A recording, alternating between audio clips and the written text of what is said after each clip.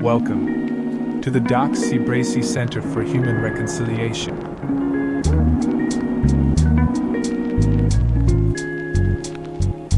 Good evening, and welcome to the Doc C. Bracy Center for Human Reconciliation and our Let's Talk webinar series. My name is Paul Bracy. I'm the president and founder of the center. I'd like to introduce some of the members of our leadership team. Our Chief Operating Officer, Randy Wilding. You can wave so people know who you are. Our events coordinator who will coordinate the Let's Talk events, Joanne Ziddick. And another member of our leadership team that does everything else that we need to have done, Stephanie Durker.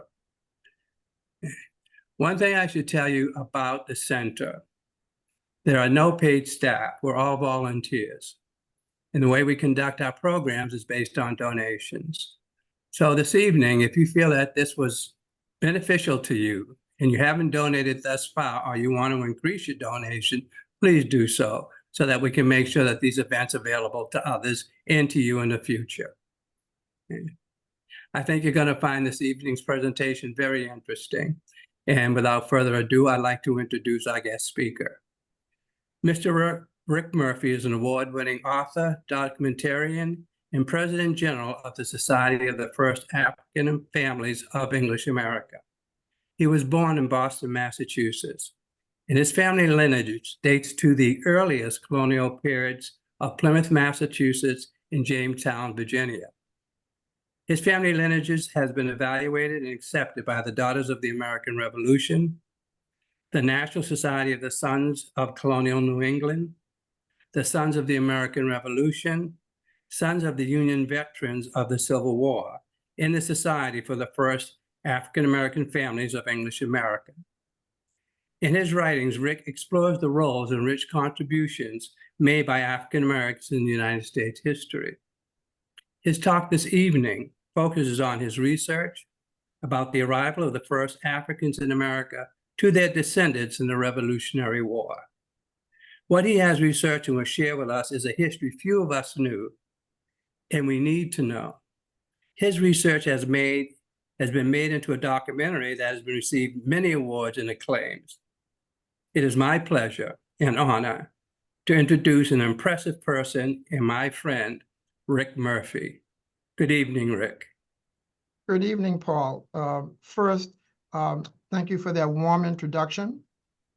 I also would like to thank the Bracy Center for this kind invitation, as well as your leadership team in terms of your support and their support in making this happen, and also making it much easier for me to do this.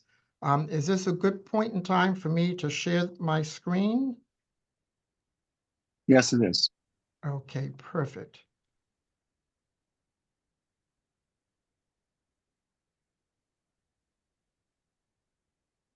And in my presentation, Paul, as you indicated, I will talk a little bit about my research, how I started this journey.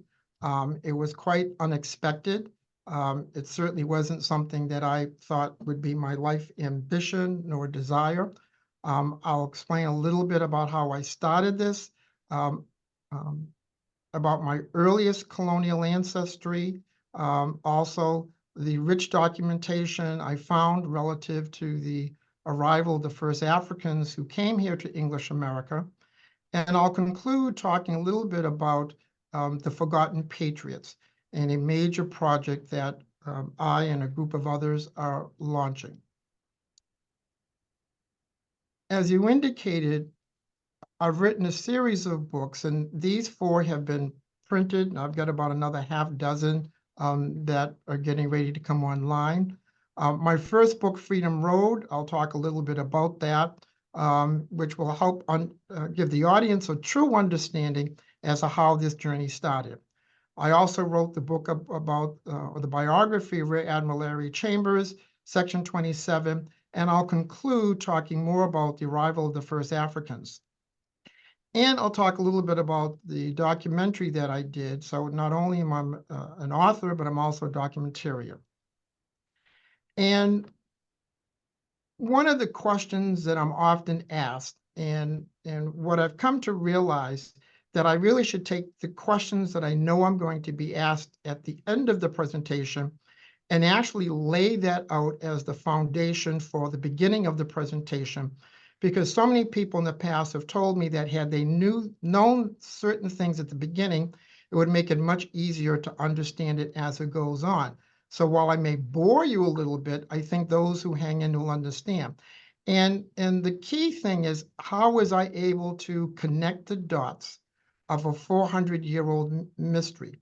So essentially, the presence of the descendants of the first Africans who came here to English America, now known as the United States of America, it was a journey that took place over 400 years ago, and how I connect directly to these first Africans who came here, and I really should call them Angolans because we know what country they came from, and how they came to that journey. As Paul indicated, a lot of people at the end will say, well, has anyone evaluated your lineage? Has anyone evaluated your research? Are there any peer-reviewed documents? And yes, as Paul indicated earlier, my family, our lineage has been documented by a number of very prestigious organizations. I've written a number of scholarly articles on the family lineage. They're in a number of different journals, so you certainly can find them online or purchase them. I had no idea as a young person I would become an ethnographer. And it's something that I hadn't anticipated. And quite frankly, it's something that's come to me of late to understand by trial and error what I've become. Now, ethnohistory, for those who may not know, is the study of cultures and indigenous customs by examining historical records, as well as other sources of information on their lives and history. Some of us would call us genealogists. Others may say that we're historians, but there's an actual term for it. And in historical methods and materials that go beyond just the use of documents, but it's also looking at maps and music and paintings and other things that helps pull together a family, a group of people, a society. And for me, it really started through oral history and tradition of the family. So I will go into photography and oral history and archaeological documents that I found, but also the importance of family names. And these were things that became part of me even as a very young age, because it really was part of my family. So part of my exploration through the documents, I looked at maps, I looked at paintings, photography, site exploration, museum collections, customs and names. So there's an awful lot that went into this, which I'll explain a little bit later on. So as an author and a documentarian, when I do my presentations, I think like an author. So I think in chapter 1, chapter 2, or as a documentarian, I think of act 1, act 2. So I'm going to take this presentation and divide it into 4 acts. The beginning of my journey, how the family tree unveiled U.S. history, how the family tree led to international information, and from arrival to the Revolutionary War. Well, this will help you understand how I'm going to lay out my discussion this evening. So Act 1, the beginning of my journey. And oftentimes I'm asked, how did you start this? What was the impetus that made you do this? How did you happen to come upon all this information? What was the spark that started this all? And quite frankly, I grew up in the greatest laboratory that one who's interested in history and genealogy. I come from Massachusetts. It's a state that's rich in history, rich in important buildings, buildings that each on their own have unique history to them.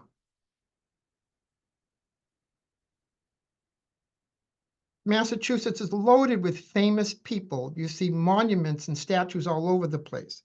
There's the ship, the Mayflower, which I didn't grow up too far from. There's the ship of the Boston Tea Party that I didn't grow up too far from. And there are constant reenactments. Now, much to my displeasure as a child, along with my siblings, every weekend, my parents would take us to a family member's house, or we had to go someplace in Massachusetts that had historical significance. And many of these places we had gone 5, 6, 10, 20 times, and we knew what the story was going to be even before we heard the story. Massachusetts is surrounded by water, so we are well familiar with the whaling industry and going on whale watchers. We're well familiar with the fishermen, the types of boats. So it really was a phenomenal laboratory in terms of learning. We would go to places where the witches were, and famous churches. We would attend different churches. So it really was a laboratory that I quite frankly didn't understand or appreciate until I became much older in life. And those of you who have children and grandchildren, this is something I really would strongly encourage you to do, because although it may not be in their conscious mind, it always stayed in my subconscious. Massachusetts was also a place of famous people, Crispus Attucks.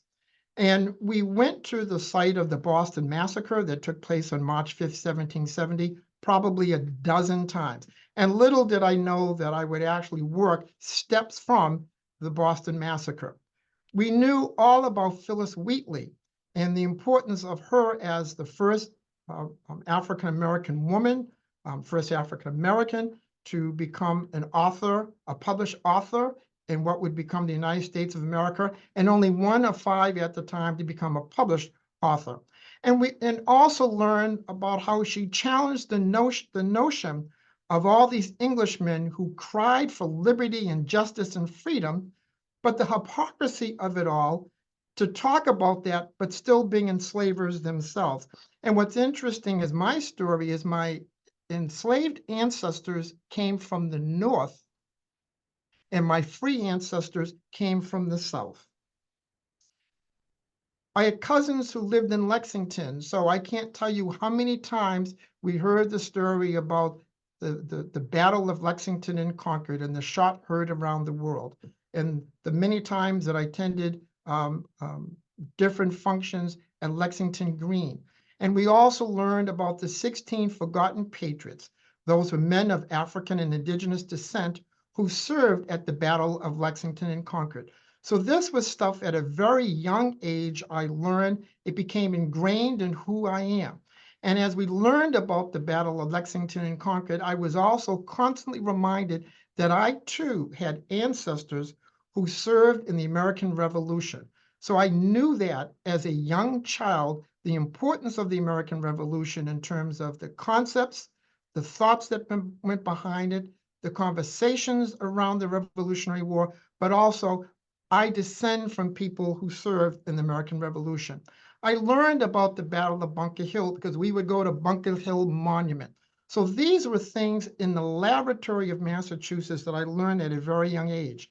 I learned about the 1st Rhode Island Regiment, and this was a regiment of predominantly African-American men. And we would go to places in Rhode Island where these men congregated, but also where they started. This was part of my learning at a very young age to get a clear understanding of American history, but my family's history. I learned about the Bucks of America. In fact, my grandfather had a medal of the Bucks of America, and in my family, we're all trying to find out who may have it because we hope that it wasn't thrown away. But this was of significance because the Bucks of America was an all-African Massachusetts militia company, and I am the 6th great grandson of a man who was in the Bucks of America. Who would have thought? But I learned that at a very young age and how lucky I was.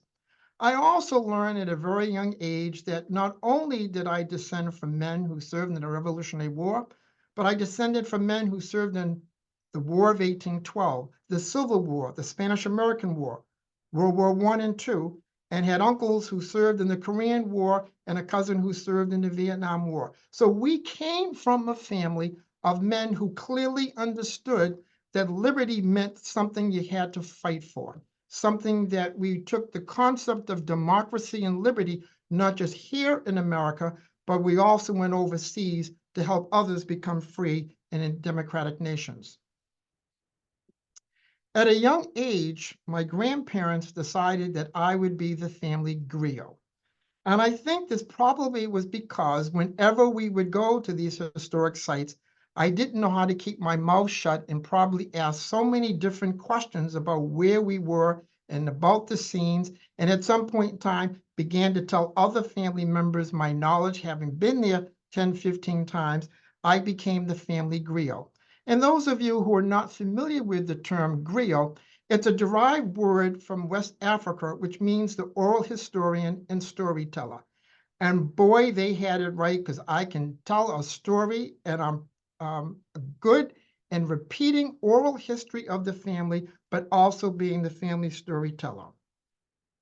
Now, what was interesting at the age of about 22, 23, my maternal and paternal grandfathers decided as the griot that I needed to meet some people who were very important to the family, who were in their 80s and their 90s. And these were great-great-granduncles and aunts.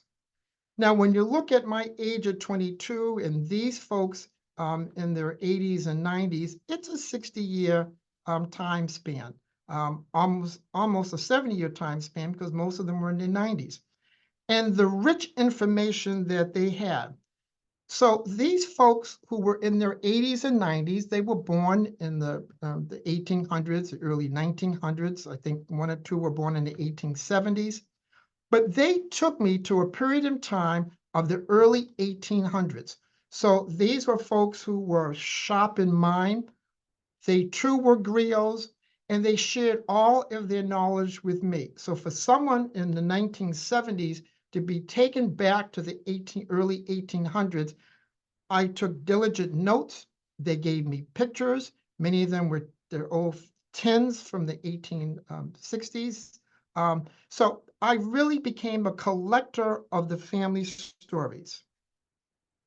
Now, mind you, all of these stories, I was respectful, but to a large degree skeptical, because they talked about concepts of the Civil War. They talked about concepts during the Reconstruction and concepts around Jim Crow in the South and why family members were sent north. So they raised a lot of different stories, but the stories that they told me were so unbelievable that they were hard to believe. So again, I was respectful, but skeptical. My grandfather asked me to take all of this history and compile a family genealogy. And the original Cornwall Murphy family genealogy, my mother's maiden name was Cornwall, my father's name was Murphy. This is actually the first genealogy that I did.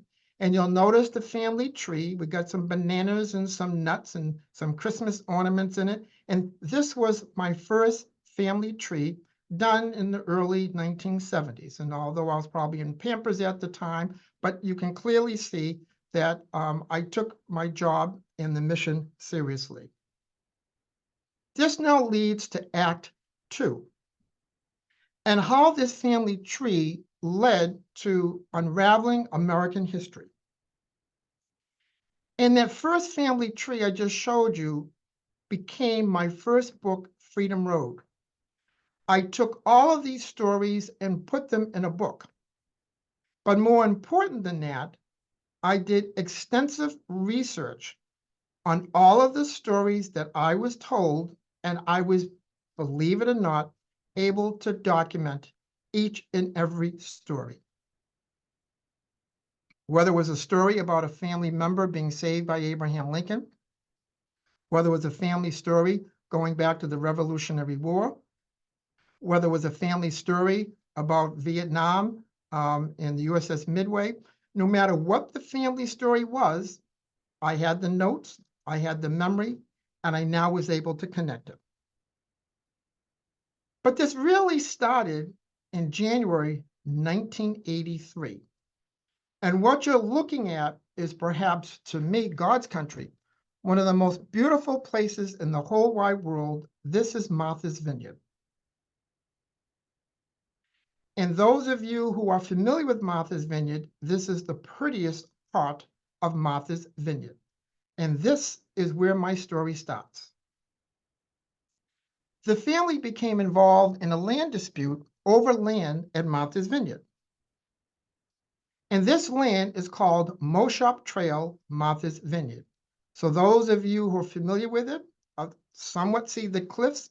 It's not the cliffs that most of us are familiar with, but not far from it. Now, because of the land dispute, we were told we would have to do a family pedigree. Now, we knew nothing about pedigrees, although we raised German Shepherds and they were AKA German Shepherds. So we knew about pedigrees in terms of doing a lineage based on German Shepherds, where you'd have to provide the documentation on the sire and the mother and so forth and so on. So we began to do a family pedigree. And those of you who now know genealogy are well familiar with this, but in the 1980s, before there were computers and Ancestry.com and digital records, this was a very foreign concept to us, where we had to provide documentation on every male and every female in the family. So who do they come to?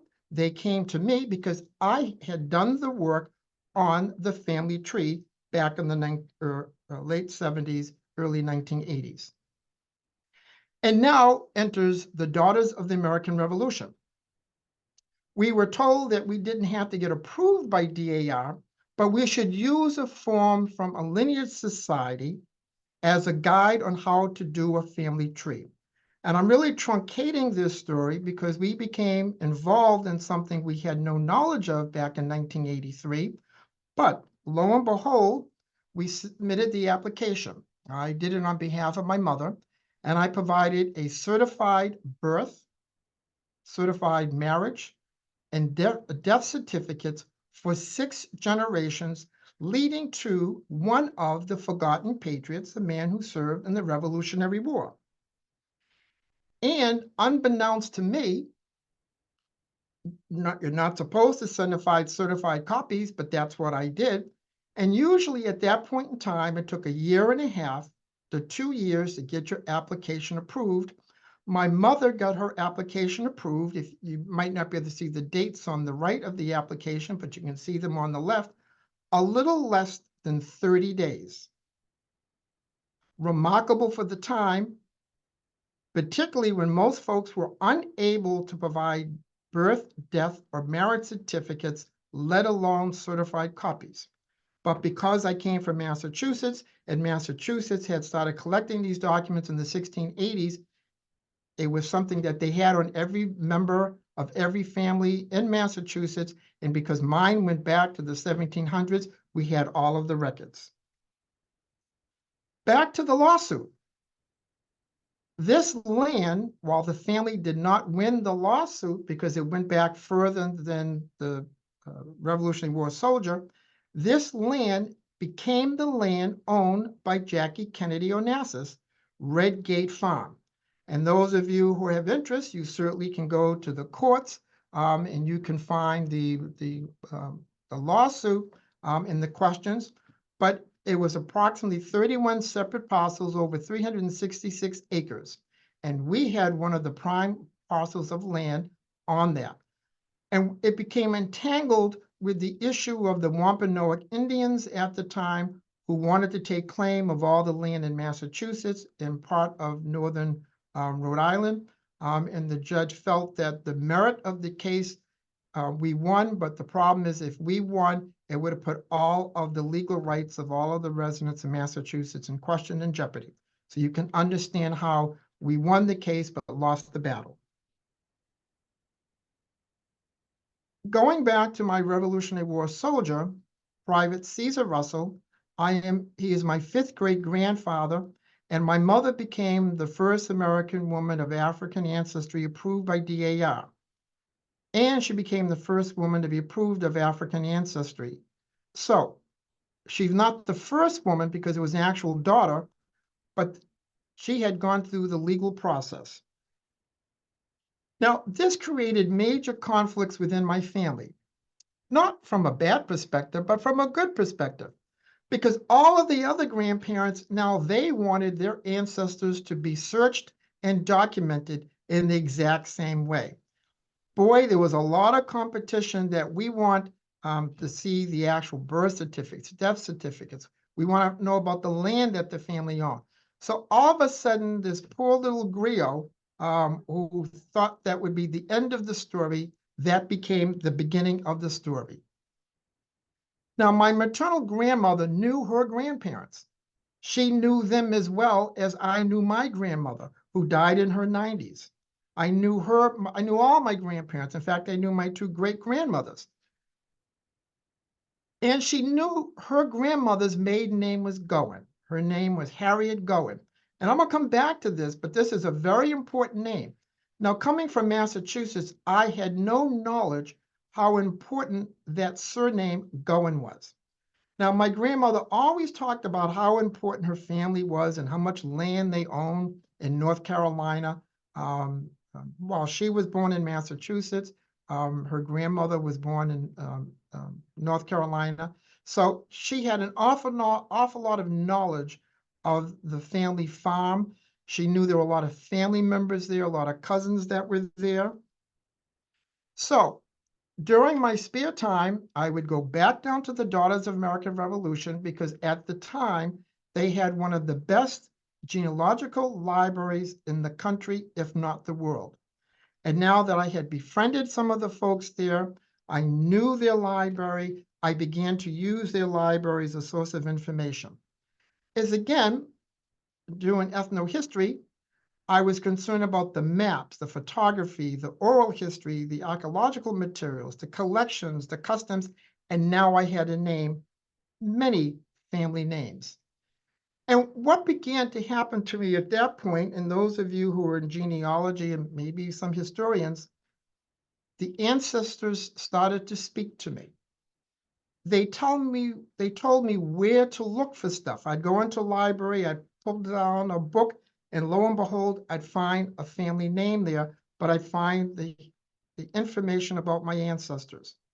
I can't explain to you how it happened. I cannot explain why it happened, but I was conscious of the fact that something was telling me where to look for information. At the DAR library, I found my grandmother's parents' marriage certificate. I found their parents' marriage certificate and their great-great-grandparents' marriage certificate. And these were taking me to dates beyond, I think, what anyone of African descent would ever imagine. So who would think in the South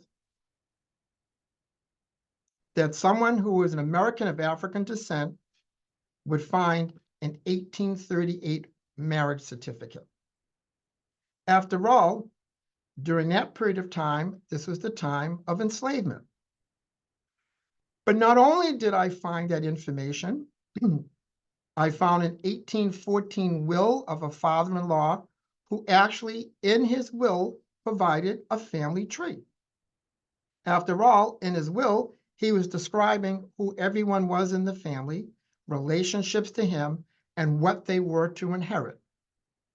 I then found at the DAR library documents which gave a 1761 birth date and a military record.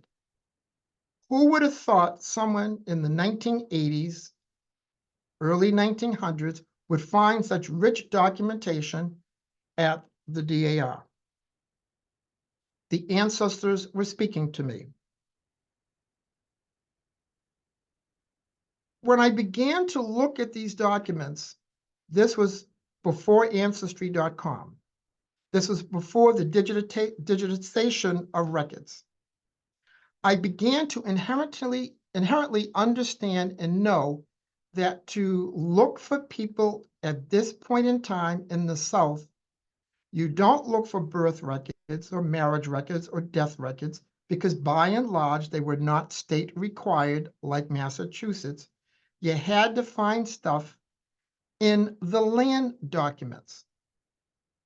And how valuable it was for me that the Gowen family, again, I had very little knowledge of their importance in Southern history, The Goen family, as an African family of African descent, owned an awful lot of land, as my grandmother indicated, which meant that this land had land records, had deeds to the land, wills to the land, and court cases around the land. How valuable that is for someone doing this kind of research. And after several more visits, and I don't want you to think that this all happened at one time, this probably took a span of a year and a half, I discovered by accident. I'm looking at land records and something told me to look at the lawsuits. I found a 1641 parental lawsuit for the custody rights of an African son born in Virginia, meaning that both parents were born in Africa. What is the likelihood of someone finding that? Probably I'd have better luck winning megabucks. And when I found this 1641 lawsuit and I saw the surname, I began to connect the dots with the land records. In the late 1600s, I could actually find these individual men and their land records and how they willed the land to their descendants. How impossible is that? This lawsuit led to the discovery of so much more information, and these were all documents found in the DAR library. But my journey did not end at DAR. I began to go to the individual county halls, the recorders of deeds, the courthouses throughout the entire South. And the wealth of information I found was unbelievable. And what I found is that I descended from the first recorded Africans in English America. A kid from Massachusetts descended from the first recorded Africans in English America. That is something I would have never thought, I would have never believed, I would never encounter. And if someone told me this would happen, I would be far more skeptical than I was when I talked to my elderly grand aunts and uncles. And this led to the wealth of materials that was in my first book, Freedom Road, an American Family Saga from Jamestown to World War. And when I wrote that book, I had in mind of writing some other books, and I needed to get those books out before I could go back to do the extensive research that I needed to do, if I could, on those first Africans.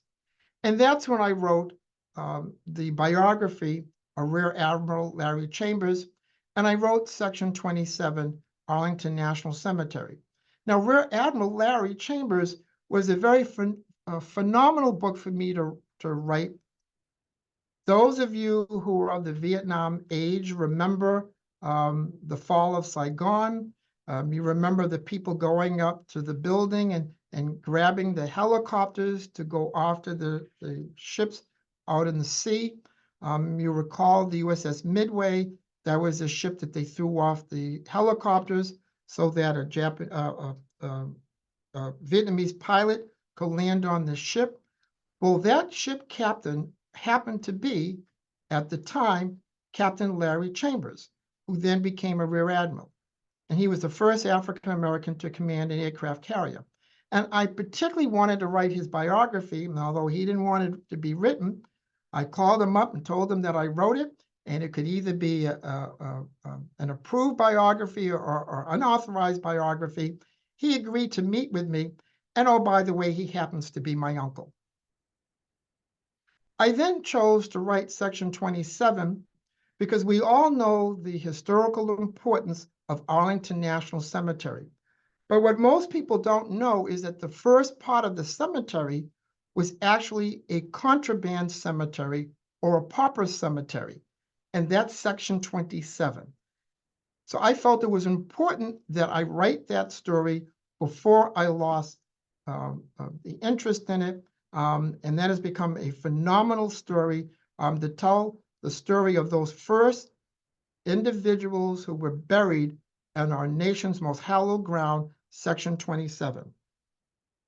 But I always kept in the back of my mind the need to go back and find out as much information as I could about those first Africans, particularly once I understood that I descended from them. Which now leads me to Act 3. A family tree leads to international intrigue. Now, the arrival of the first Africans to America and their descendants is a very interesting journey. And it took me about 10 years to do the phenomenal research that I did on that book. And I was doing it as a descendant, not as a historian, not as anyone who was looking for any kind of acclaim. I did this out of the love for my grandparents because I knew how much they wanted to know about their ancestors, much like Private Caesar Russell. And I soon learned that these were actually founders of America. And when we think of founders of America, we think of those who were in the Continental Congress in Philadelphia. We think about those men who served in the Revolutionary War. But there were so many who came before them who were actual founders of America from 1619 through the end of the Revolutionary War, 1783.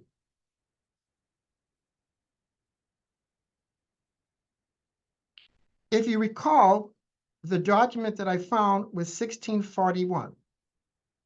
So I took that document after I made the connections to more present-day ancestors, and I wanted to find more about 1641. And again, I started to research these first Africans. And I'm somewhat taking this out of order because of time constraints here.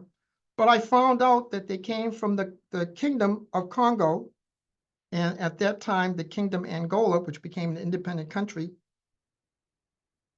in the mid-16th century. It was a highly advanced civilization. It was a kingdom that embraced Christianity. It embraced intercontinental trade. The royal families actually sent their sons to Europe, primarily Spain, Portugal, and Rome, to be educated. And they brought back those sons' technological advancements. This was a very foreign concept to a kid from Massachusetts, because all I knew about Africa is what I saw on TV. That was my first introduction to Africa. And my first introduction to Africa was Tarzan. And when you see Tarzan, it was a very backward place. And this was a foreign concept to me to find out how advanced and how civilized it was.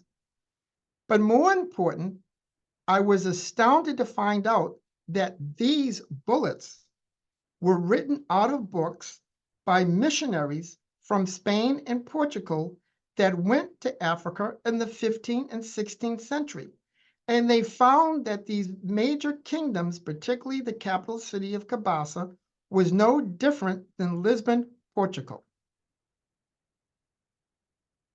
Now, the Middle Passage, we all know about the Middle Passage, was the transatlantic slave trade, which took place approximately 1545 to 1860, 315 years. Over 12 million captives were forcibly taken from Africa. Only 10 million reached their intended port of call. More than 15% of them were lost to history. And despite the fact that there are some 44 to 60 million Americans of African ancestry in the United States today, only 350,000 to 400,000 came to what we now know today as English America.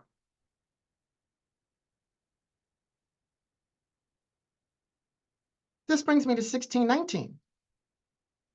I don't know how many of the listening audience can tell you what year their ancestors came here. I don't know if you can tell what boat they came on, or the circumstances that they came from, or the cities that they came from in Europe or Africa. I don't know if any of you can tell me that. but I can tell you that. And I was absolutely amazed as to how much information I found from 5 different continents about the arrival of these Africans, these Angolans, in 1619. I know what ship they came on. They came on the ship called the San Juan Bautista. This is a replica of the slave ship that 2 of my ancestors came over in 1619. This ship is actually in a harbor in Japan. This ship was built from Spanish specifications in Japan. And when the Emperor of Japan was debating whether he was going to make his island nation Christian, he took Spanish specs, built a ship, sailed around the world, and decided that Christianity was not for him and wanted nothing to do with the outside world, and sold this ship, and it was renamed the San Juan Bautista, and it became part of the Spanish Armada. And when the Portuguese and the Spanish decided, after they thought they found silver underneath the royal city of Cabaça, Angola, they sent 4,000 men to capture and colonize the city. This was the last ship to arrive. It arrived in January 1619 after a major battle between the Portuguese. After 2 years of war, in January, February 1619, 4,000 Angolans were captured. These were primarily the wealthy and the lords and kings. They were placed on 35 waiting Portuguese slave vessels. 350 left Angola on the San Juan Bautista, the last ship to arrive, but the first ship to leave. So obviously the most important Angolans were put on that ship. That ship was bound for what we now call Mexico. It was actually bound for New Spain, present-day Mexico. That ship was pirated on the high seas, 350 miles off the coast of New Spain, Mexico, by 2 English pirate ships, the White Lion and the Treasurer. And that created a major international incident because London and England and Spain had just ended a rather costly war, and there was an agreement that there would no longer be any piracy, but these 2 ship captains did not honor that.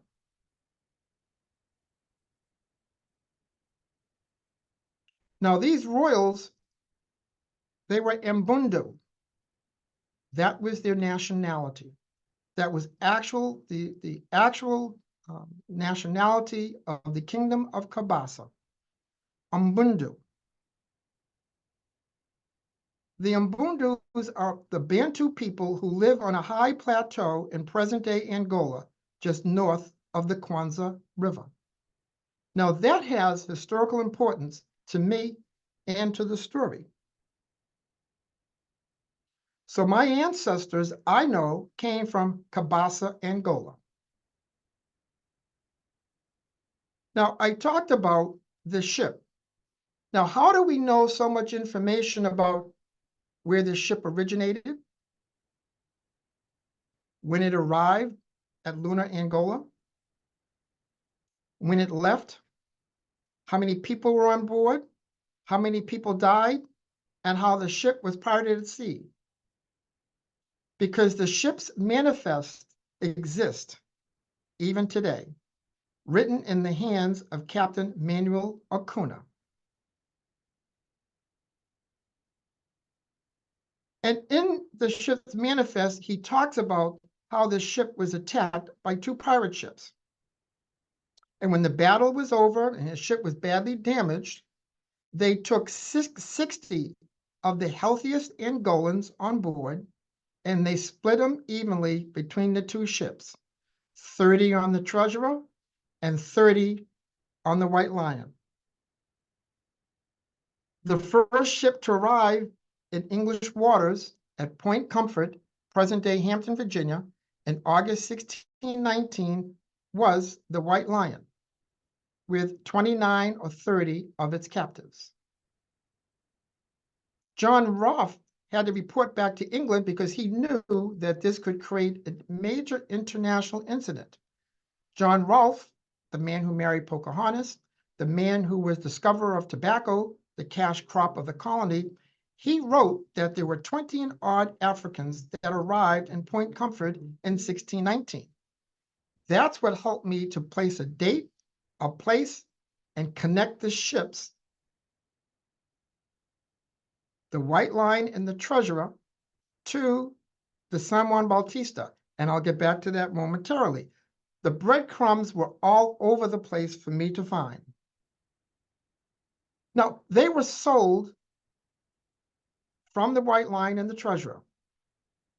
They became employees of the London Company of England, like all of the indentured white servants in the colony at the time, and they were indentured servants. And despite the false narrative that these Africans were enslaved, they were not enslaved based on the colonial records. And in 2019, the 400th commemoration of the arrival of the first Africans, I went all over the country sharing the story.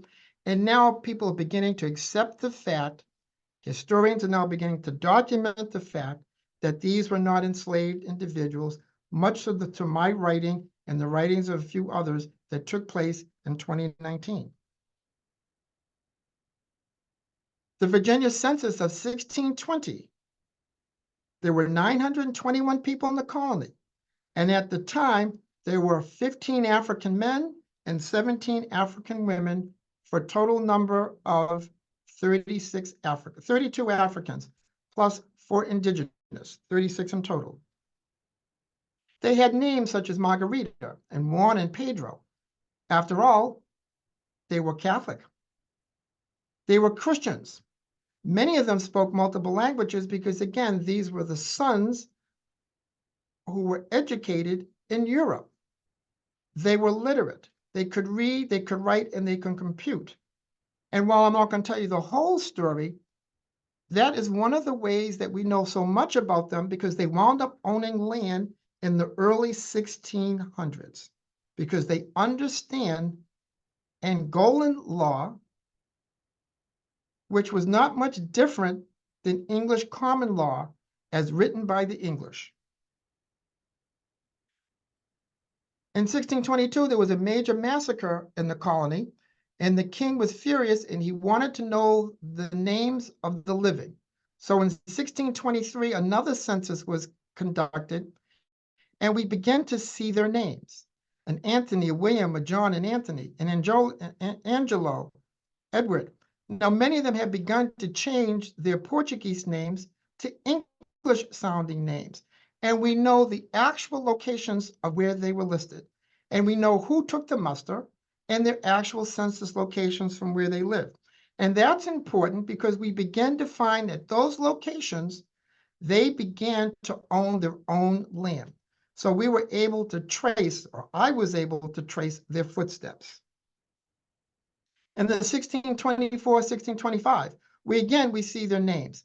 But if you look at that fourth column, we find something very interesting. We find the name, we find their legal status as servant. Now, these captains and governors, they clearly understood, as Christians, the difference between a servant and a slave, but they listed them as servants. And one of the servants was baptized in the year 1624, and that's William, the child of Anthony Isabella. Now, there are a lot of records that were taken that talk about the original list. And these original lists come from the documentation that took place, and particularly around these Africans, the White Lion and the Treasurer. Going back to this, I'm going to take a page out of this book, and I know it might be a little hard to read, but I'm going to blow it up. And we see the muster of Captain William Pierce, and he's listing his servants. And Thomas Smith, an Englishman, age 17, he arrived on the Abigail ship. Henry Bradford, aged 35 years, he arrived on the Abigail. And Esther, a maidservant, she arrived on the Jonathan. And for those who question whether or not this documentation exists, we have Angelo, a Negro woman, and guess what? She arrived on the Treasurer. So you can understand how important this was to me. I was able to connect the dots, and I've now helped to change a national narrative about who these first Africans were. They were Angolans. They came from a highly civilized culture. And here it is in the hand written by Captain William Pierce. How do we know all this? It's from the colonial transcripts from the courts, judicial rulings, personal statements, and estate papers. These Angolans understood back in Cabasa, Angola, that they had to constantly protect their rights, and they were constantly going to the courts. So when they came here as educated men and women, they went to the English courts in Jamestown and took advantage of English common law. So when you go to these court records, you find them in the court records. Now, if you don't know their names, you might go past them without understanding, but when you start to go through the court records, you'll see where they talk about Anthony Johnson, and they use the period terminology, a Negro man, or they might use John Gowen, an African. So they have those names in those 1600 records. A number of primary sources. This is just a sample of some of the books of primary source documents where you'll find the names of those original Angolans going back to 1619. How amazing, how remarkable that is. Now, when I presented my book, Arrival of the First, Freedom Road, the publisher says, well, you get all this documentation, but how do we really know this is your family? Nobody can trace their ancestry back to a specific place in Africa. It sounds good, it sounds wonderful, and we want to publish your book, but we're not quite sure that you can actually prove that you came from these Ubuntu people.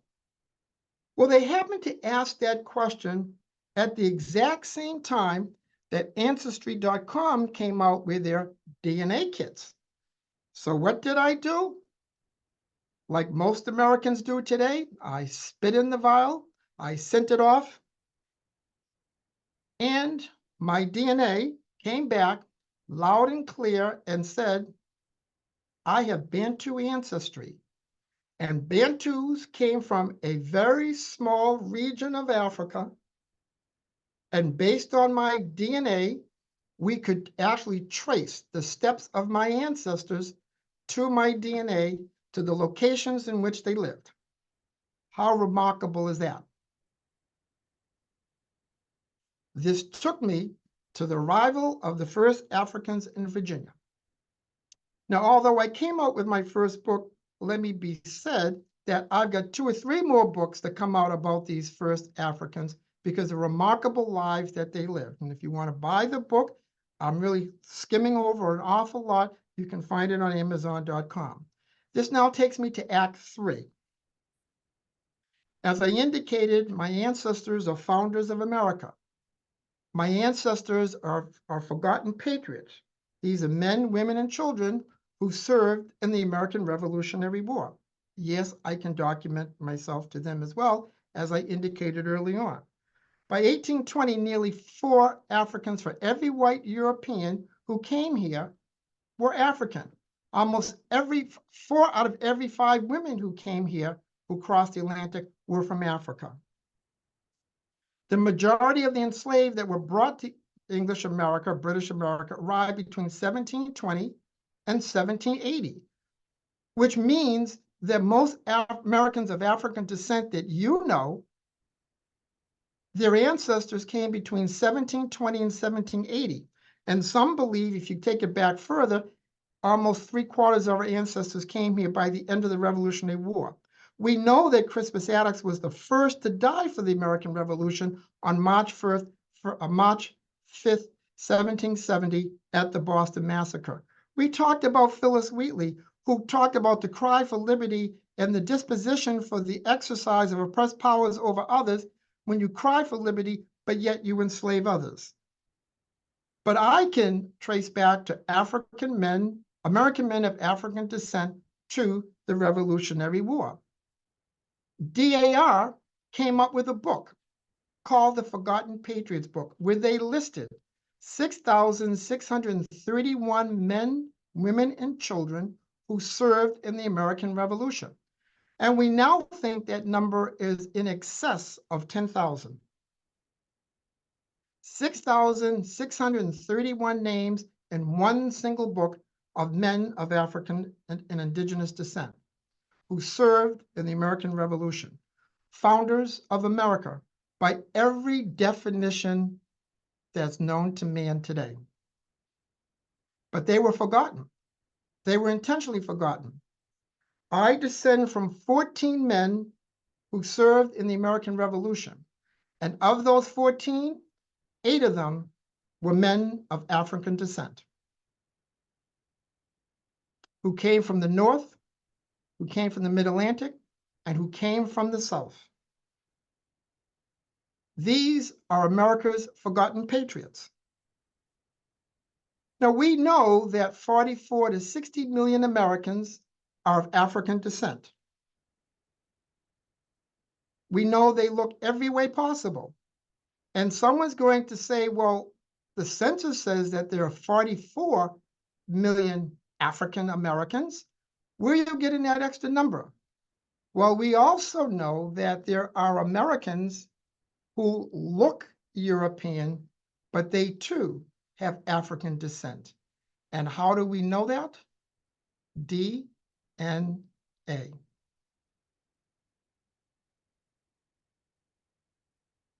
They too descend from the forgotten patriots, where African family lines went white and European family lines went black.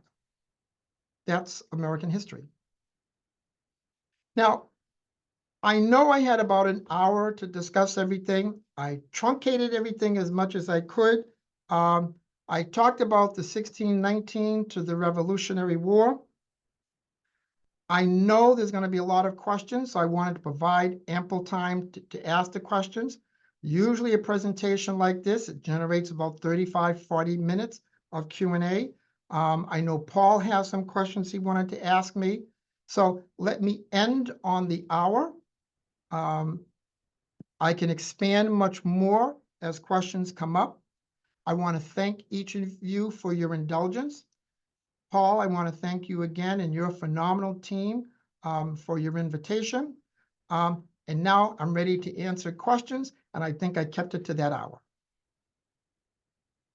Rick, you are amazing in that you kept to the hour. And also, this is Randy Wilding, the Chief Operating Officer of the Doxy Bracy Center for Human Reconciliation. I'd asked my other panelists if they'd like to come on for the Q&A piece.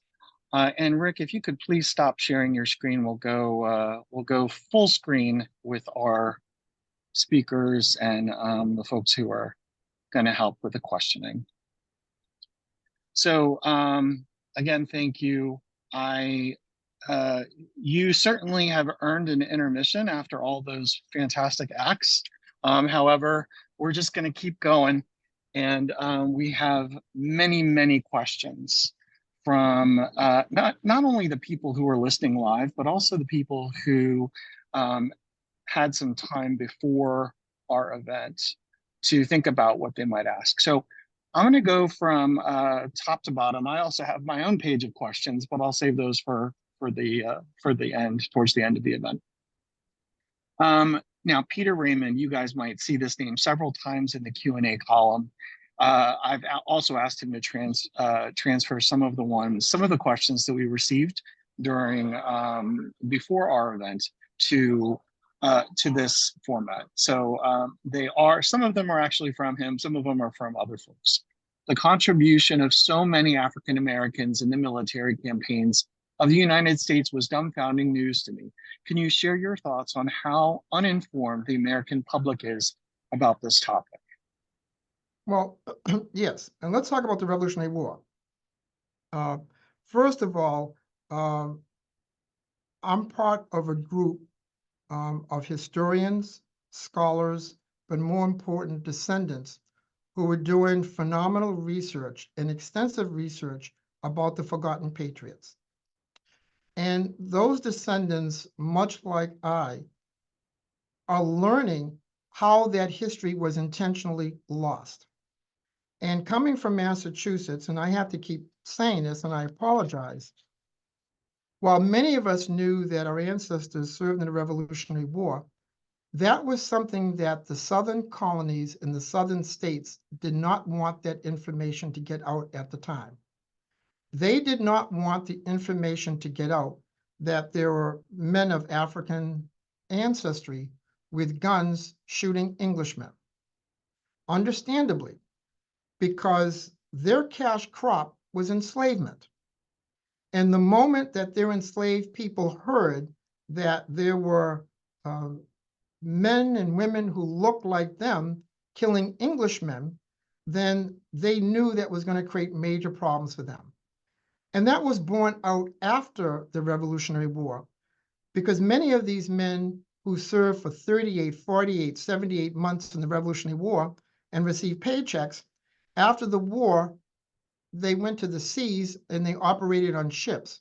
So many of those boats that left Boston Harbor, New York Harbor, Philadelphia Harbor, and came to Alexandria, Virginia, or Norfolk, Virginia, or South Carolina, those free men began to tell the enslaved men of the South, and that's when you started having all the slave revolts right after the Revolutionary War. So there was a specific reason why that history was intended to be forgotten, but more important, erased. And when we see our ancestors who started at the beginning of the Revolutionary War, and they walked on foot to places like Philadelphia, or they went to the different battles in Maryland and Virginia and South Carolina and back up north, it's amazing when we see how much they crossed the United States to have that history lost, but that was intentionally done. And we have to remember that history is his story. So we learned his story, not the real story. And that's what we, the descendants and these historians and scholars, tend to do to release the actual story about these phenomenal 6,000 to 10,000 men, women, and children who helped fight during the American Revolution for freedom, liberty, and democracy. Rick, thank you. I'm going to go on to the next question. Americans are also generally ignorant of the number of African Americans who joined the movement to populate the American West, or the forces you describe in Freedom Road that drove them to leave the East. How do you understand this lack of understanding? And I think we could also maybe point to some of the things that you just mentioned. Well, George Washington had served during the French and Indian War with the English. He understood the English, and he knew when the Revolutionary War was over that the English would be back. And he was right because of 1812. But the Continental Congress could not afford to pay all these soldiers money. So what they did is they gave them bounty land. And what they wanted was these soldiers to go into the frontier communities and develop their farms and develop communities. So no matter which way the English came in, they had already soldiers there. And they gave a number of these African-American men bounty land. And that land went as far north as Maine, Ohio River, Tennessee, Kentucky. So many of those families immediately after the Revolutionary War went west. But many families also went west after the Civil War. They left the plantations of their enslavers, and they heard all along, go west, young man, go west. And they said, well, if the enslaver is sending his sons west, maybe that's where we should go too. So yes, it's been underreported the number of families that populated the West.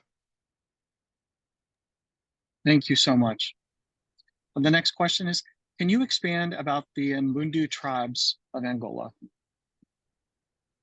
Well, you use the word tribes, presuming that there were many different tribes. They were the Mbundu people. And these Mbundu people, they were sophisticated. The town or city of Kabasa had approximately 60,000 residents. They lived in highly structured buildings, much like any urban center. They lived very close by. Their cattle and their farms are on the outskirts. As I indicated, they were merchants. They traded with the Europeans. They were taken by Christianity. The king converted his people, particularly the royals, to Catholicism. When the missionaries came, as they came in, the elites sent their children, their sons to Europe to be educated. So it was almost a 150-year period of cohesiveness in terms of mutual benefit until the Portuguese believed they found silver under the city. And that's really what the Europeans were looking for. They were looking for, the vast wealth of minerals. Now, in terms of tribes, like any culture, like England at the time, there was stratosphere, there were caste systems. You had those who were the wealthy and the elite, the educated, and you had those who were less fortunate, less educated, who lived further away from the more industrial area. So within those, they may be different subsets of the Kimbundu people. Now, after the battles of the 16th, 17th century, the Bantus began to spread through different parts of Angola. In fact, one of the most famous Bantu men that we all know who lived far from Kabasa, Angola, was Nelson Mandela. He also was a Bantu. So there are a lot of Bantus who began to migrate throughout Africa as a direct result of the battles with the Portuguese in the late 1500s, early 1600s. Rick, thank you so much. Yes, and I probably should do a better job at refining some of the language. I am reading directly from the questions, so they're true to the questions. So this is from Mama Ayo Handy Kennedy. My understanding is that griot is the French name for storyteller that then traveled from the continent to the Americas, becoming popular in the 60s. Jolie is West African for storyteller. So that's more, we're getting some context around, Thank you. Where some of these terms are coming from, and then how they're interpreted or maybe changed in time. Another question, this is actually, it's under Peter's name, but it's something I asked him to move into our view. Up until recently, I had not thought about the First Nations peoples living on lands that were colonized and to which the first Africans were brought. How do you understand and take account of the settler colonialism that caused such devastation to peoples and then used those huge land takings for the plantations where enslaved Africans and their descendants were brutalized? Related to this situation, what is a good way to talk about the relationship of Northern business interest, European business interest, to the business model of enslavement, and how that model is still present today in the world's economic system? I will say that this question could be the entire talk. It could be a 2-hour discussion in and of itself. Absolutely. I'm going to try to truncate it. And I had to get my book and get the dates. On June 7th, and it's an excellent question. And I hope the way that I answer it really puts in perspective the whole concept of enslavement, particularly in Africa. On June 7th, 1494, so we're 1494, the Iberian Peninsula housed two nations that were more alike than not. They were family, the Spanish and the Portuguese. But the two monarchies didn't like each other. And like most families, they didn't get along. And the two monarchies were sending ships around the world. And they were both laying claim to the same land. And they were starting to go to war. And the Pope at the time did not want these two Catholic nations going to war, because it was also a time that he was dealing with the Protestant Western nations in Europe. So what the Pope decided to do, like a good mediator, he divided the world in half. He gave Spain the western part of the world, and he gave Portugal the eastern part of the world. And what he said to them is, you lay claim because you now own these parts of the world. Now, someone's going to say, well, but Brazil is in South America. And if you look at a map and the way the real map looks, Brazil falls into the eastern part. So Portugal believed that it owned Africa, its riches, and its people. And when it went to Brazil and it found all this gold and silver, there were not enough people, not enough man hours to be able to mine the mines, the silver and gold mines in Brazil. So they said, well, let's go to Africa and take that labor. And they started to ship people to Brazil. And that started the enormous slave trade. So to summarize it, the world was divided in half, and Portugal believed it owned Africa and its people. And that's how it started. And in time, the European nations began, they ignored the Pope's decree called the Treaty of Descendants, and they too started to go into Africa, and they too started to go around the world as they did come to English America, North America, to find gold and riches and what have you. So I hope I truncated that answer. And you're right, it's a 2-hour conversation, but I hope I truncated it for you. You did an excellent job. Thank you so much. And on behalf of the person who asked the question, thank you. This one's a little shorter. The first Black child of the Africans brought into the English settlement, do you have knowledge of what became of him? That's the question. Oh, that's an interesting question. We do know from the census records that it indicates William, who was born Tucker. The census records would indicate that he was the first child. Clearly, he came from the first family unit, the Tucker family unit.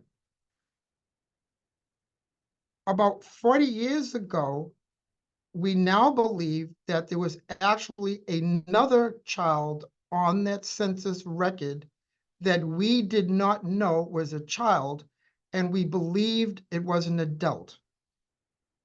And Peter, who's on the census record, appears to be a child. His name was Peter George, and it's now believed he was of multiracial ethnicity, meaning that his mother was sexually assaulted, probably once she came here in 1619, and she had him in short order. So when you see the name Francis Driggs and Peter George, and Peter George would indicate the way that the Angolans named their children with a first name and a last name, which was very unusual because every African, or the Angolans, have first names and last names. So when you see Peter George, we assumed it was an adult, but we look at the census records back in the 1680s and 90s and say, wait a minute, he couldn't have been an adult, he had to have been a child. And then we go back and we look at the relationships between the Driggs and Peter George, and now come to look at that census record very differently.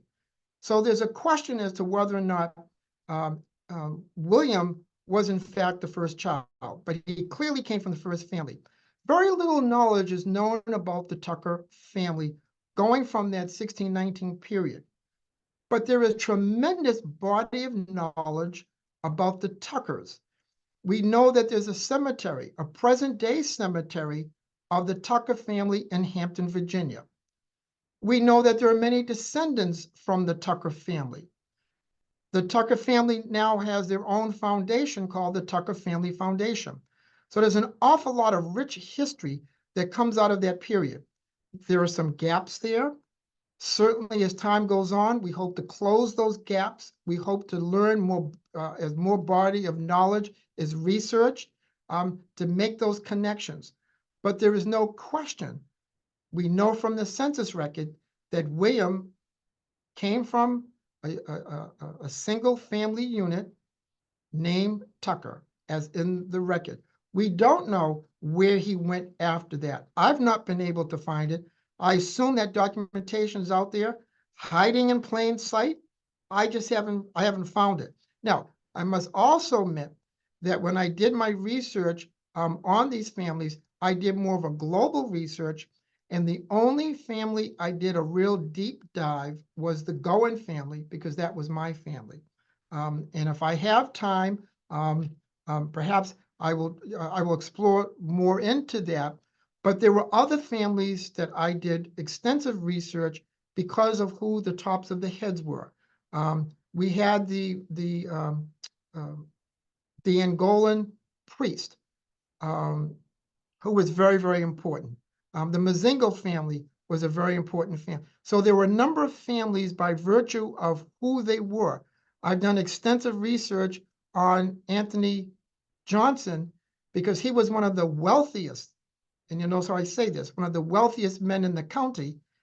And I didn't say one of the wealthiest Angolans. He was one of the wealthiest men because of all the land that he owned. I've done extensive research on him because there are family members who descend from the Johnson line.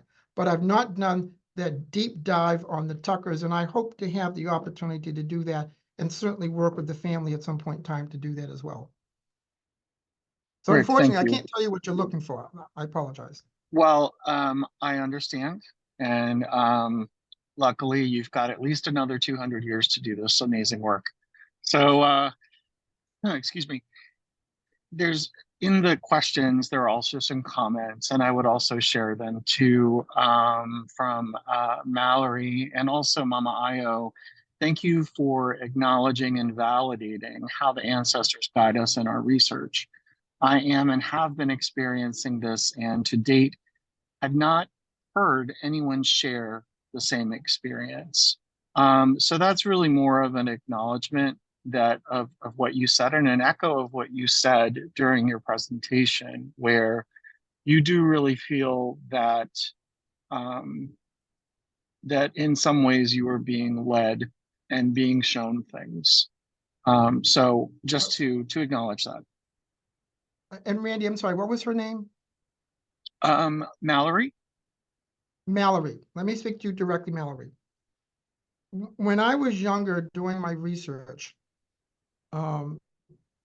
these feelings would overcome me. And I did not know or understand why I was told to pull that book or why I was told to research over there. I know exactly what you're saying. And I didn't share that with anybody because it didn't seem normal. It didn't seem natural. It didn't seem right. But I was conscious of it.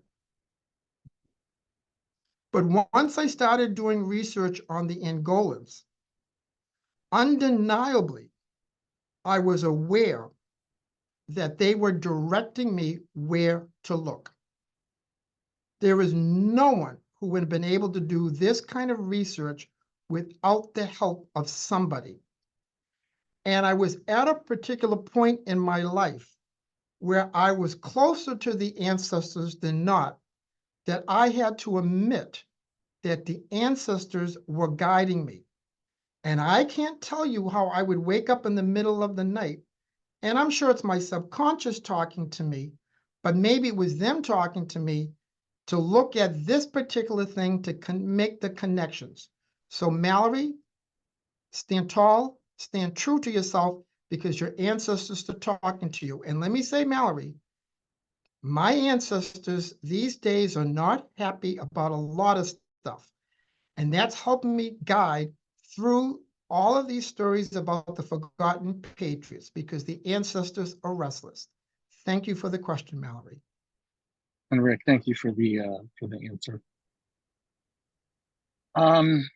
I have my own list of questions, but I'm going to stick to these right now. Peter again asks, and I think this kind of leans towards Ta-Nehisi Coates's approach of saying enslaved rather than slaves. I notice you tend to refer to people as enslaved rather than slaves.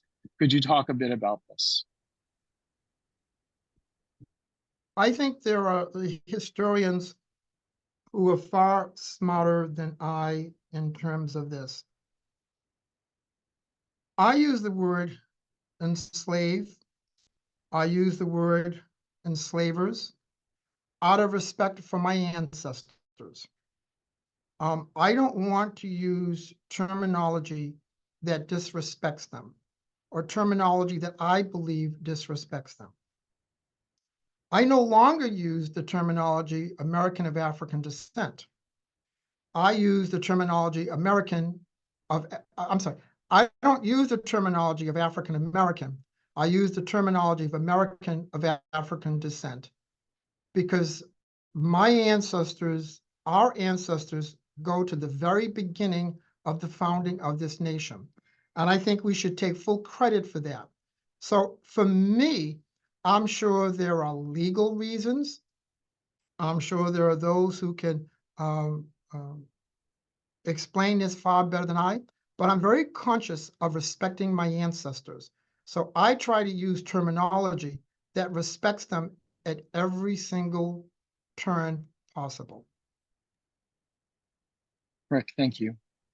This one's from Lisa, and I think it's in part it's a comment as well. Thank you for this journey. I too have recently found my enslaved ancestor in Ipswich, Massachusetts, and his son fought in the Revolution, and his grandson fought in the Civil War. They eventually settled in Brunswick, Maine. I just found other ancestors who were loyalists and lived in Nova Scotia, then moved into Brunswick, Maine. So that's a sharing point. Lisa, please get in touch with me. We're collecting these stories from descendants of forgotten patriots. You and I are single voices when we tell these stories, but there's now a growing number of us. There's a collective body of us, and we're going to make sure that you and I, when we went to school, didn't know about these forgotten patriots, that the next generation or two fully understand the importance of these Americans of African descent and indigenous descent, particularly when they served for 38, 48, 58, 68, 78 months, when many of the Europeans only served for 6 to 9 months. And before the question comes up, let me explain why that is. During the American Revolution, when many of these battles came to the local communities, the farmers would leave their farms, they would go to the battle, and when the battles were over, they went back to their farms. These enslaved men, and most of these men, something like 90% of them were enslaved, they were promised if you serve for 1 year, you'll be given freedom. So what do you think these men of African descent did? They served for 1 year. And then when they found out that if you serve 3 years, we'll give you bounty land. So for an enslaved man to get his freedom and land, what do you think he or she would do? They served for 3 years. And then when they started getting a paycheck, well, this is the first time they ever worked and got a paycheck, and they were being paid the same as the white soldiers. What do you think they did? They stayed until the very end. So it's important because these men really formed the first permanent army of the United States of America. No one knows that. So please, Lisa, join us and help us tell this story because it's important that everybody knows that. Randy, next question. And Lisa, we will be sharing, actually on Rick's website, there's a contact form, so you can get in touch with him in that way, and we'll also put that in our follow-up email to this event. Mallory is sharing another piece of information, more recent forgotten patriots, the 20,000 Black men who integrated the United States Marine Corps during World War II, the Montford Point Marines.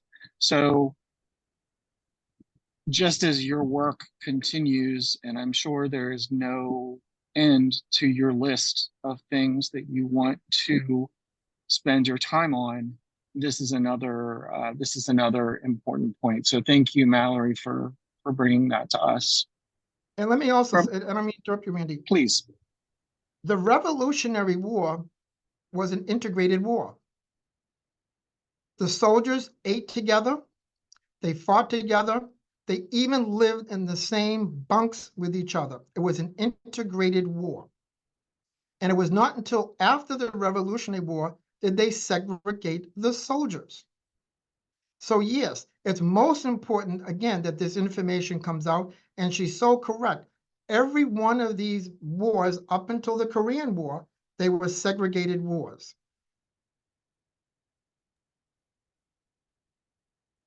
It just a personal reflection, it just amazes me how much has been intentionally hidden.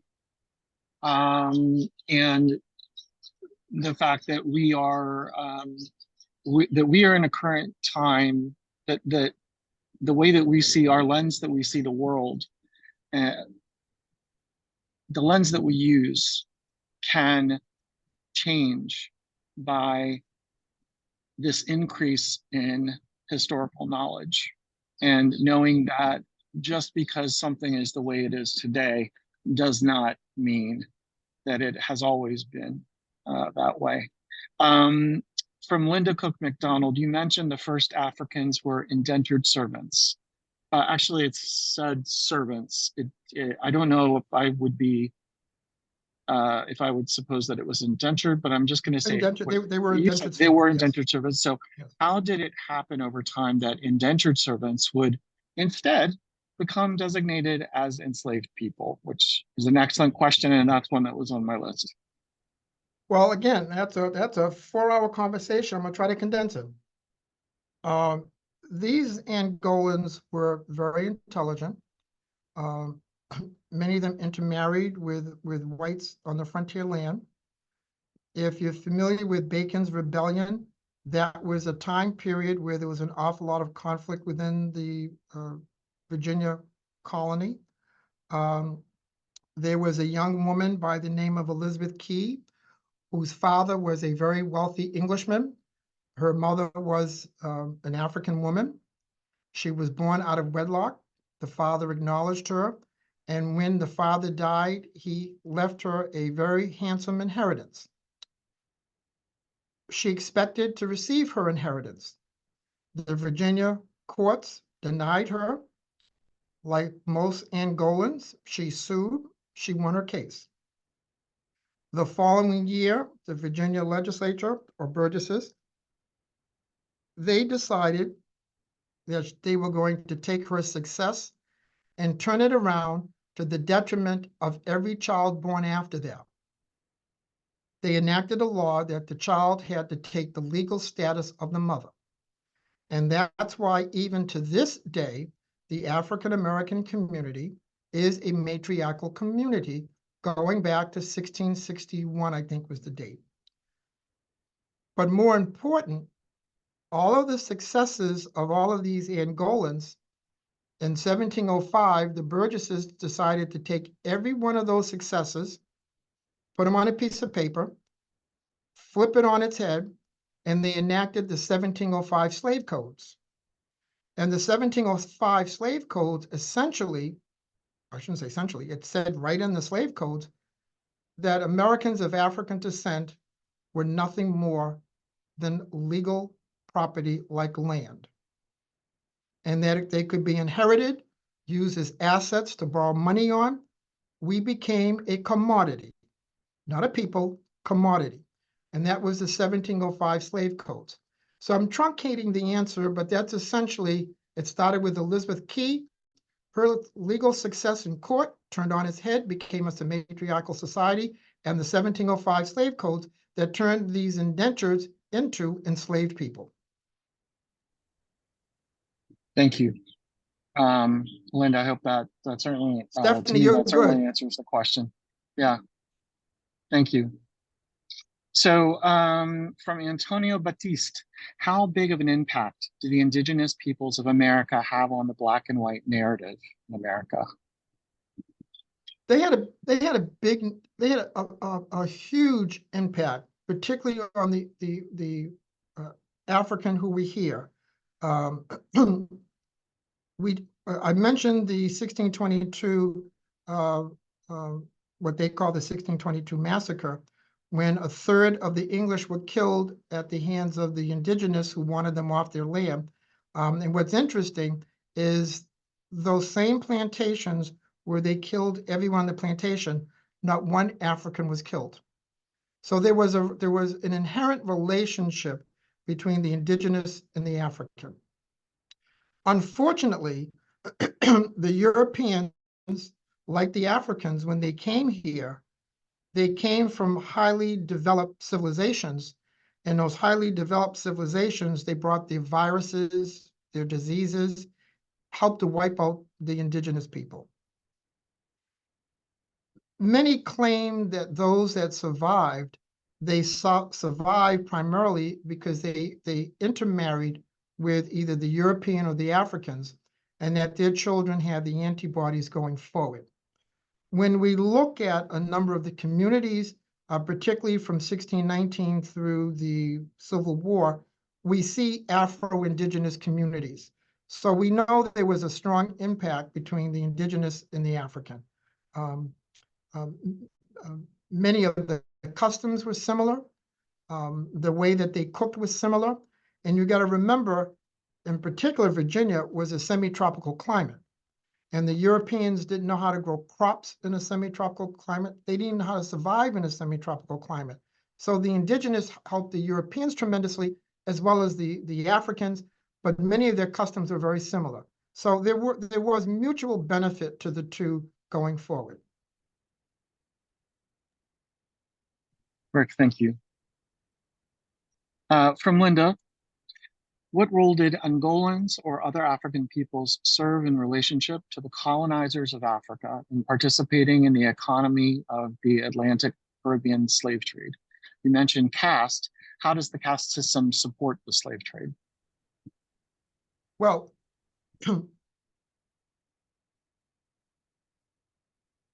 Africans, when they were enslaved and their descendants, had far more value than those who were free. So that enslaved man, woman, and child, prior to the end of the Civil War, had a tremendous price on their head, but after the Civil War, they had no value.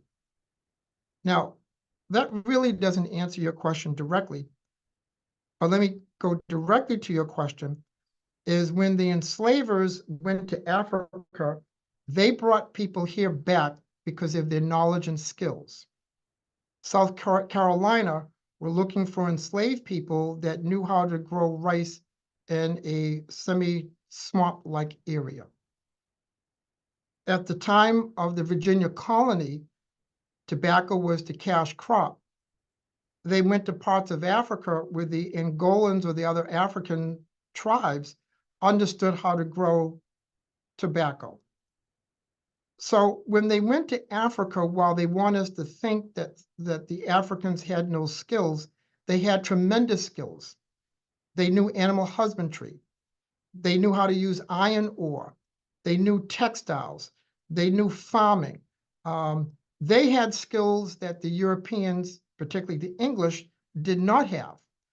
And that's why they had tremendous value.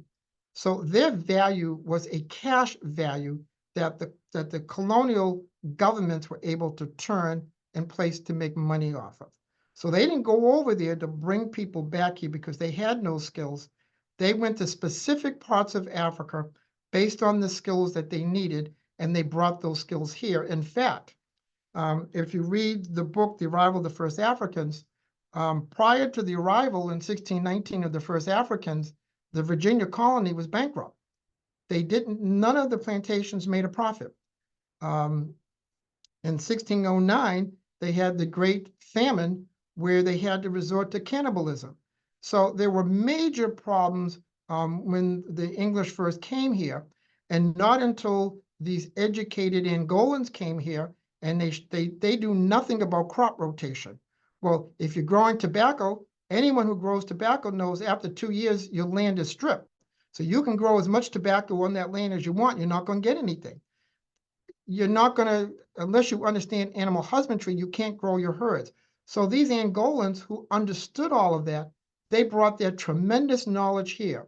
So if you like to read, by the book, but if you don't like to read, go to the documentary and listen to some of the scholars that we have in the documentary that help explain in very plain folk language how important these Angolans were and the skills that they brought to the English colony, because that's what made it survive.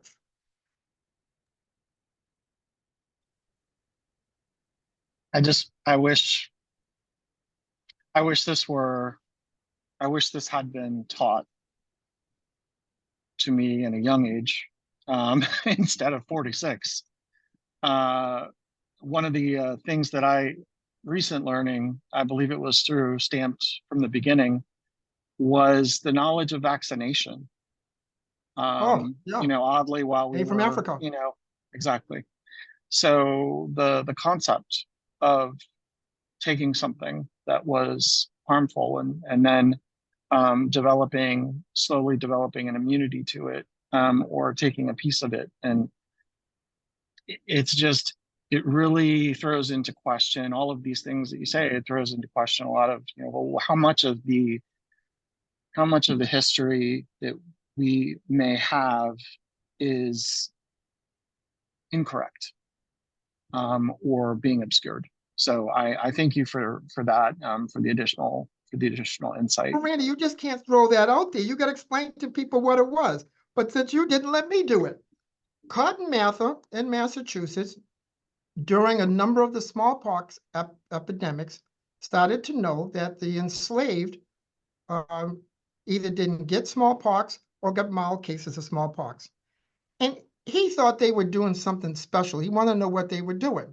And the enslaved explained to him that they learned in Africa that if you take the pus and stick it under the skin, what you do is it builds an antibody, so you have either no case or a very mild case of smallpox. And that started the inoculation.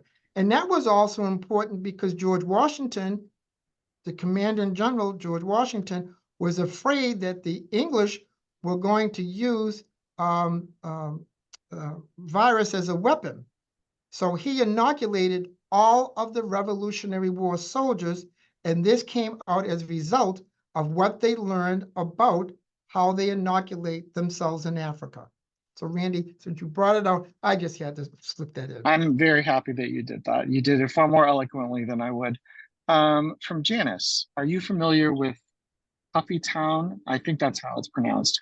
Located in Chesapeake, Virginia, which is supposed to be the oldest community of free, never enslaved Americans of African descent.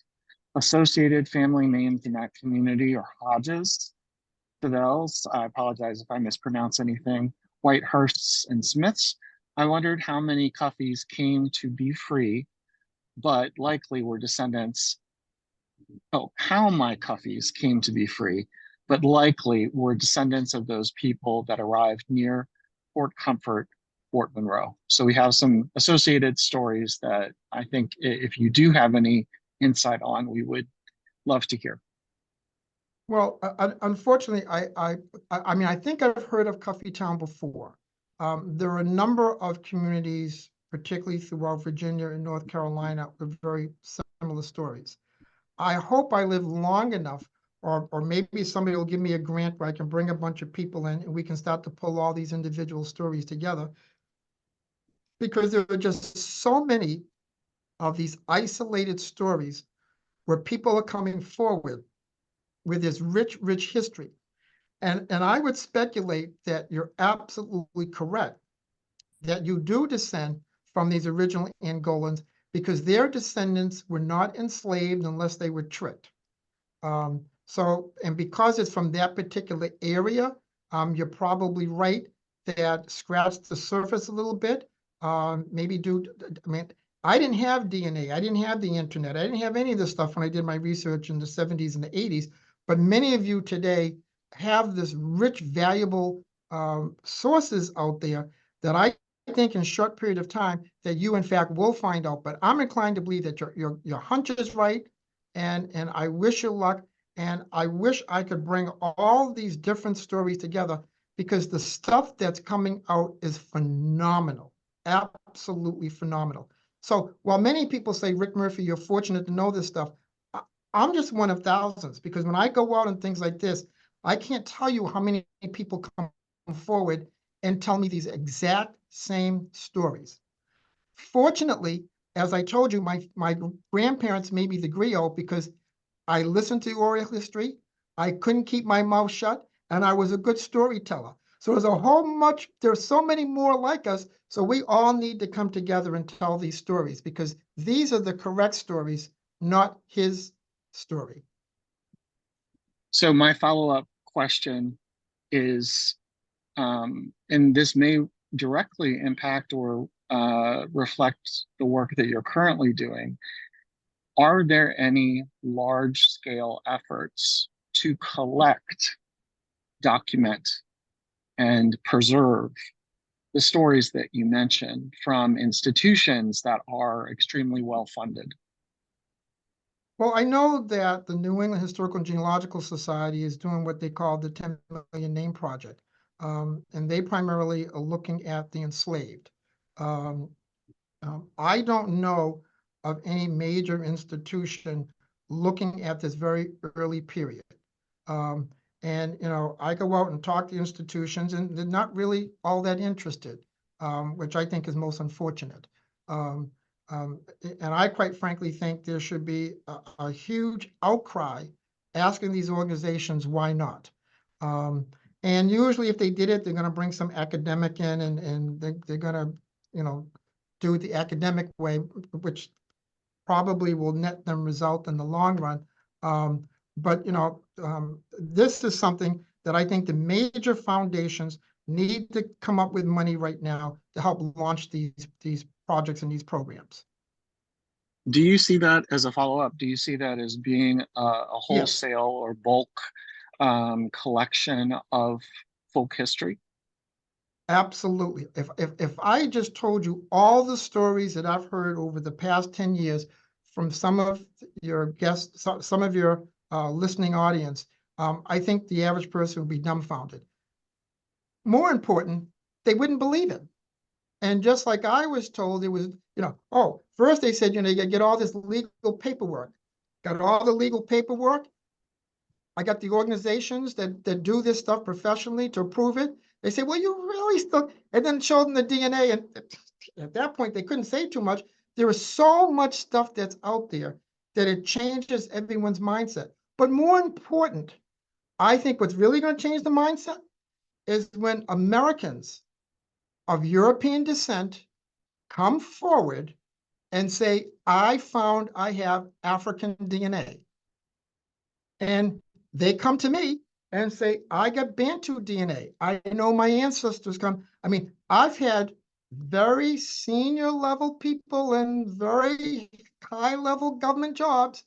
And I have to be careful how I say this, say, I got Bantu. I found I'm related, but if I mention their names, it would curl heads. Yes, there's an awful lot that needs to be done. And I think most folks know it, but I don't think it's going to happen until European Americans come forward and say, this needs to be done because I know my child and I have Bantu DNA, something needs to be done.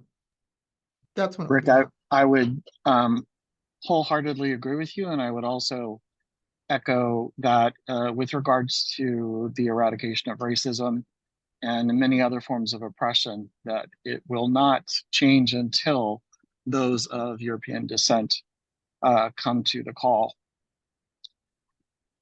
So from Joanne, were the forgotten patriots paid for their service, and were the other servants paid? Well, I think we're conflicting things here.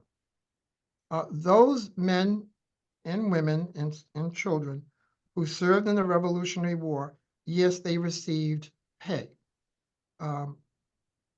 Often infrequent. The Continental Army didn't have, the Continental Congress didn't have money. And that's why they offered them bounty land. If you were a private, I think you got 100 acres. If you were a general, I think you get 1,000 acres. It's some schematic in between, which is different than servants. So if you're using servants as those who served in war and the Revolutionary War, answers yes. If you're using servants in other contexts, it's totally separate. Those who served in the Revolutionary War receive compensation, although infrequent. Got it. Thank you. Let's see. We have had some new questions come in while we were talking. Uh-oh. And yeah, and it's already 2:40, or excuse me, 2:47 for me.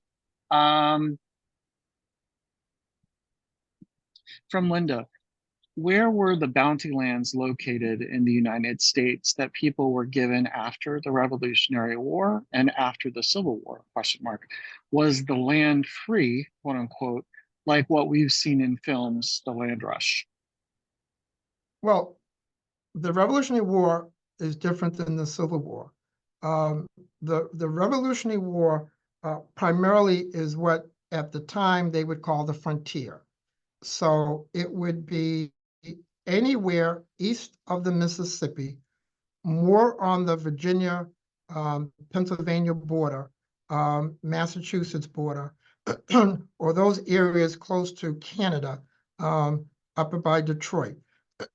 So that's where the bounty lands were given because George Washington convinced the Continental Congress that England would return. So they wanted to take these battle-tested soldiers and put them in land close to the frontier. So if something would happen, they had these men there. Very, very different than the Civil War, because during the Civil War, you got to remember, we had at that point already crossed the Mississippi River. So Revolutionary War really is the Appalachian, the other side of the Appalachian mountain range is probably the outer limits. And you do know that while we learned there were 13 colonies, there were actually 14 colonies, with that 14th being Canada. And Canada did not become part of the United States. So that was a big concern, that land on the Canadian, because that remained with England. The Civil War, I'm not as knowledgeable on the bounty lands, the Civil War. I really think that became part of the Homestead Act after the Civil War. And that's when they had a lot of Europeans come here to populate those lands west of the Appalachians and west of the Mississippi River. Rick, thank you. And thank you for that clarification. Well, this is the point where I get to actually ask some of the questions that I have. Go ahead, Randy. Well, so you talked about in the beginning of your presentation that your enslaved ancestors were from the north and your free ancestors were from the south. And I think just as a personal note, I grew up in Maryland, and what's interesting when the Civil War is discussed, even though, you know, sure, you can travel very easily to Gettysburg or to some of the other places where, you know, these infamous battles took place, and you can go and visit a plantation. It is interesting that in my schooling, the idea of enslavement happening north of Virginia is often obscured. So it's surprising for a lot of people that there was slavery all around, and it wasn't. Maryland was no exception. So I just when you talk about the different statuses and how a status can change, you know, certainly through the law, whether or not you're free or whether or not you have property. I really appreciate you mentioning that. That so Randy, yeah, do you go know ahead, why that please. was? Do you know why that was, Randy? Now, if you look at the map of the United States, and Massachusetts kind of sticks out there a little bit, and I think if the Southerners had their way, they would have taken a saw and sawed it off and put it out there with Nantucket and Martha's Vineyard. And there's a reason for that, because after the Revolutionary War, which ended in 1783, Massachusetts manumitted its enslaved. And shortly thereafter, the other northern states over a 50-year period also manumitted their enslaved. And those in the rest of the country did not want the enslaved to know that states were manumitting their enslaved, certainly not before the Civil War. So the notion that there were slaves in the North, that too got erased from the history books, because to acknowledge that there were slaves in the North, the next question would be, well, what happened to them? And they didn't want to say that those states manumitted them. So we all grew up with an understanding that there were no slaves in the North. Now, mind you, in the South, they were slave factories called plantations, where you had, 50, 75, 100, 200 or 300 enslaved people living on a plantation. Whereas in the North, they tend to live in the household of the enslaver. So you might only have one or two, or if a family, they lived, a cabin not far from the. So the fewer were owned within a family. But again, after the Revolutionary War, they were manumitted. So once again, that history was wiped off the map. So when I tell people my enslaved people came from the North, they say, well, how is that possible? And I said, it was easy. I mean, so Massachusetts in 1783, the same year the Revolutionary War ended, they were manumitted by judicial decree, but they were manumitted. Then Vermont was in their constitution, then New Hampshire, and so they all slowly. So that's why folks don't think of slaves in the North. Isn't it interesting how Thank you. history changed our knowledge of things?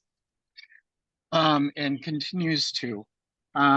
So one of my selfish question, because I'm also in charge of our monthly Reading for Understanding book discussion, is if you were to put a book into the hands of every American, what would it be and why? Ooh, that's a good one. And it doesn't have to be of your own writing. And we're assuming that they're going to read it. Yes. I chuckle as I say this. It should be the Bible. And the reason for that is we're not living to the tenets of the Bible. And while we use the words and they slip for our lips so easy, we're not living to the tenets of the Bible. And I think if we understood the different books within the Bible, we will understand slavery from a different perspective, the treatment of the fellow man differently. So since you preface it and I asked you, presuming that they read it, then that's what I would suggest. Now, of course, they could read Freedom Road to understand the history of America, or certainly they could read The Arrival of the First Africans to understand this rich history of the Angolans coming forward. But there are a lot of good books out there. I think some of the children's books that try to break this down in a very easy way for children to understand. And I think that's one of the reasons why these books are being taken off the shelves in different parts of the country, because people are afraid that their children may become enlightened because they want their children to be the next generation who are mis and uninformed. Thank you, Rick. I'll just make a comment. One of the books, my children are both of African descent, and one of the books that we read to them from the very beginning was I am Black and I am proud to be me. And one of the lines Yes, is, I come from ancient kings and queens. When you look at me, what do you excellent see? book.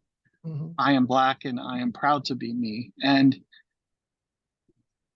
when we say kings and queens, we mean kings and queens. And when we say royalty and noble people and um, people who are well educated and well educated enough to be able to understand English law and use it at times against the English to justify for their own reasons what they wanted to achieve. It is a true story. It is not something that is that's fictional. And I'm glad that you have brought the royalty, the people of Africa, the civilizations of Africa to us many hundreds of years later. But to be talking about this in 2024 and to continue to tell people about the history is so critically important. So I thank you for that. I do want to, Paul, you may need to unmute, but I would love for you to come back. And if you have any final words for Rick, you can certainly say them. But Rick, on my behalf and for the center and for everyone, thank you so much for your time, your passion, your dedication, your brilliance. We really appreciate your time. Thank you.